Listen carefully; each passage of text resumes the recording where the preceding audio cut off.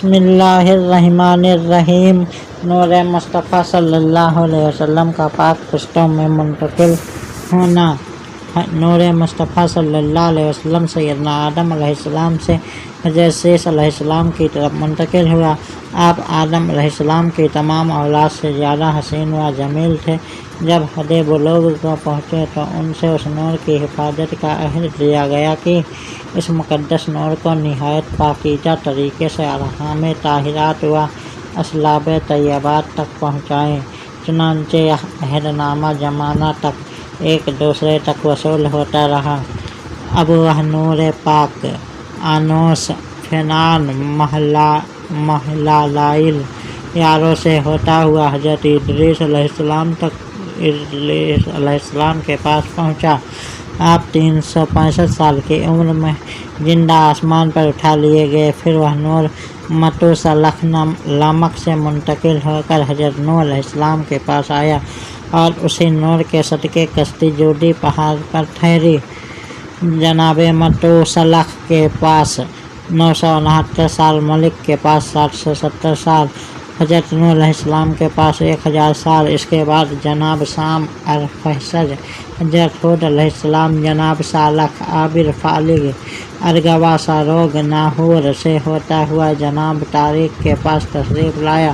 طارق سیدنا ابراہیم علیہ السلام کے والد تھے، نہایت عابد زاہد نیک پال تھے۔ کئی مہینے پہاڑوں میں تنہا عبادت کرتے تھے، بھوکوں کو کھانا کھلاتے تھے۔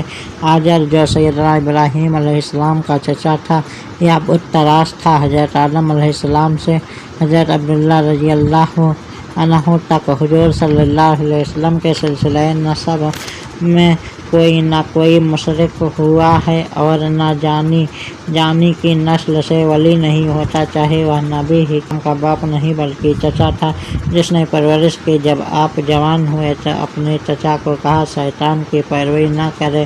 آیت کی ابتدا یوں ہوتی ہے: اذ قال لأبیہ آزر۔ جب اپنے اب آزر کو کہا۔ یہاں لفظ اب سے بعض لوگوں کو غلط فہمی ہوئی ہے، انہوں نے اب کا ترجمہ والد کیا ہے، حالانکہ اب عام ہے، باپ دادا سب کے لیے بولا جاتا ہے۔ حضرت یعقوب علیہ السلام نے اپنی اولاد کو فرمایا کہ میرے بعد کس کی عبادت کرو گے؟ تو سب نے اتفاق جواب دیا، ہم عبادت کریں گے آپ کے خدا اور آپ کے اب ابراہیم، اسماعیل، اسحاق علیہ السلام کے خدا کی۔ اس آیت میں لفظ اب کی جمع ہے۔ یہاں لفظ اب اسحاق علیہ السلام پر بولا گیا ہے، وہ آپ کے باپ ہیں۔ اسماعیل علیہ السلام کو بھی اب کہا گیا ہے، حالانکہ وہ آپ کے چچا ہیں۔ ابراہیم علیہ السلام کو کہا گیا ہے، اب کہا گیا ہے کہ حالانکہ وہ دادا ہیں۔ اس آیت سے معلوم ہوا کہ اب باپ، چچا، دادا سب کے لیے بولا جا سکتا ہے، مگر باپ کے لیے عربی زبان میں حقیقتاً والد ہے۔ والد باپ کے بغیر کسی کے لیے نہیں بولا جاتا۔ اسی طرح حدیث میں ابی سے مراد ابو طالب چچا ہیں۔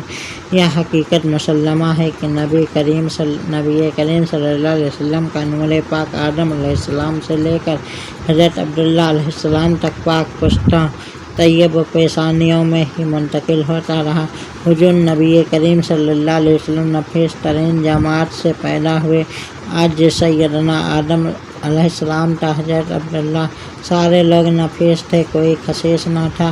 اگر آجر سیدنا ابراہیم علیہ السلام کا باپ ہو تو حضور صلی اللہ علیہ وسلم کے نسب میں شامل ہوگا، اور کافر خسیس ہے، خبیث ہے، نجس ہے، وہ اس سید الطاہرین امام المحبوبین کے طیب و طاہر نسب میں کیسے آ سکتا ہے؟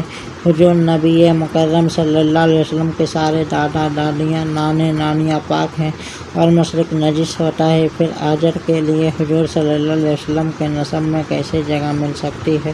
روح المعانی انبیاء علیہم السلام کے ابا کافر نہیں تھے۔ اللہ تعالیٰ نے قرآن کریم میں فرمایا، اللہ تعالیٰ تجھے دیکھتا ہے جب تو کھڑا ہوتا ہے اور پھر تیرا سجدہ کرنے والوں میں۔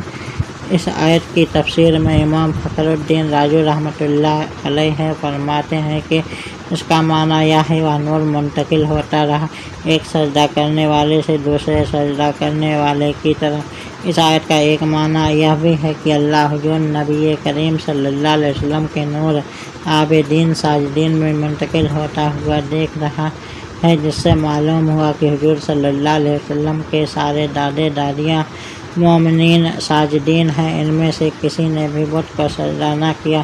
اس آیت کے معنی یہ ہے کہ آپ کا نور ایک ساجد سے دوسرے ساجد کی طرف منتقل ہوتا رہا، اور اس تقدیر پر یہ آیت اس پر دلالت کرتی ہے کہ سیدنا محمد رسول اللہ صلی اللہ علیہ وسلم کے تمام آبا مسلمان تھے، اور اب قطعی طور پر یہ کہنا واجب ہے کہ سیدنا ابراہیم علیہ السلام کے والد کافروں میں سے نہیں تھے، اور آجر آپ کا چچا تھا۔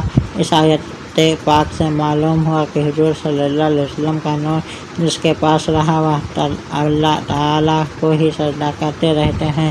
اب اگر آجر کو حضرت ابراہیم علیہ السلام کا باپ مانا جائے تو لازم آئے گا نور مصطفیٰ صلی اللہ علیہ وسلم آجر کے پاس رہا اور وہ بت پرست تھا، اللہ تعالیٰ کو سجدے کرنے والا نہیں تھا، تو تحقیق سے یہ ثابت ہوئی کہ آجر باپ نہیں بلکہ چچا تھا۔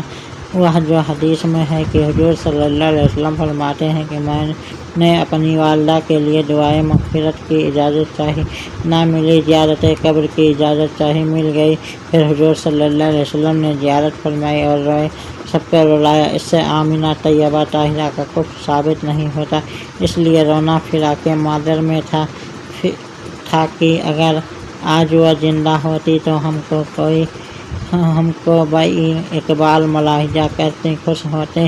استغفار نے ممانعت اس لیے تھی کہ وہ بے گناہ تھے، استغفار گناہ گار کے لیے ہوتی ہے، اس لیے بچہ کی نماز جنازہ میں اس کے لیے دعائے مغفرت نہیں کہ وہ بے گناہ ہے، گناہ ہوتا ہے۔ احکام الہی کی مخالفت سے آمنہ خاتون اصحاب فطرت ہیں، کسی نبی کا دین اور احکام ان کے زمانے میں باقی نہ تھے، ان کے لیے عقیدہ توحید کافی ہے۔ اگر کفر کی وجہ سے استغفار سے ممانعت ہوئی تو زیارت قبر کی بھی اجازت نہ ملتی۔ فرمایا گیا کہ لا تقم علی قبرہ ابدا، حضور صلی اللہ علیہ وسلم اس سے بھی نفیس ہیں کہ نور الہی سے پیدا ہوئے۔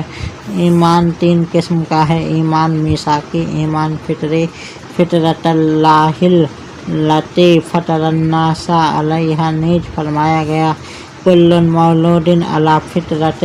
ان دونوں ایمانوں میں صرف عقیدہ توحید کافی ہے۔ ایمان تبلیغی، اس ایمان میں تمام عقائد ضروری ہیں، مگر یہ ایمان اس لیے ضروری ہے کہ جس کو نبی کی تبلیغ پہنچے۔ ہاں، حضور صلی اللہ علیہ وسلم نے حجۃ الوداع میں والدین کو زندہ فرما کر مسلط باسلام کیا۔ دیکھو سامی اور سمول الاسلام اور علامہ جلال الدین سیوطی کے رسائل۔ یہ بھی حضور صلی اللہ علیہ وسلم کی خصوصیت ہے کہ بعد موت ایمان والدین قبول ہوا۔ غیر پر قیاس کرنا غلط ہے۔ ان دونوں حضرات کو صحابیت کا سبق بخشنے کے لیے تبلیغی ایمان تعلیم فرمائی گئی۔ حضور نبی کریم صلی اللہ علیہ وسلم کا نور مقدس حضرت ابراہیم علیہ السلام کے پاس مدتوں ظہور فرماتا رہا، پھر حضرت اسماعیل علیہ السلام کے پاس پہنچا۔ اولاد اسماعیل علیہ السلام میں نابت سب سے بڑے تھے، آپ ان سے مستنیر ہوتے رہے، پھر یہ نور مقدس پاک لوگوں کی پشتوں سے پاک خواتین کے رحموں کی طرف منتقل ہوتا ہوا حضرت عبداللہ کے پاس ظہور پذیر ہوا۔